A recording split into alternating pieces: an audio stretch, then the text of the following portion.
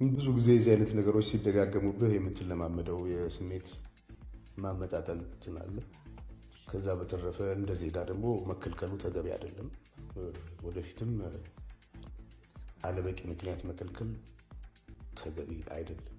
ይሄን ደግሞ የሚመለከተው ክፍል ሊያስብበት ይገባል። ምክንያቱም እንደዚህ ጋር አንድ ሰው በመብቱ የሚሰማው ነገር ለማድረግ እንደ ማንኛውም ሙዚቀኛ ሙዚቃችን ለማቅረብ ተገቢውን ፈቃድ ሊሰጠው ይገባል። ለቀደመ ሁኔታም የተጠየቅነው ይቅርታ የለም። ብዙ ኪሳራዎች ነበሩ። ምናልባት ሞራል ጋር ያልደረሱ ሊሆኑ ይችላሉ፣ ግን ብዙዎችን በማቴሪያል ጎድተዋል። ይህ ደግሞ ተገቢ አይደለም። በእኔ እምነት ብቻ ሳይሆን ባለውም ተጨባጭ ሁኔታ ማንም ሰው ከፖለቲካ ውጭ መሆን አይችልም። ሁለተኛ ፖለቲካዊ ጉዳይ ማንሳት ደግሞ እንደ ኮነን የሚታይ ነገር መሆን የለበትም።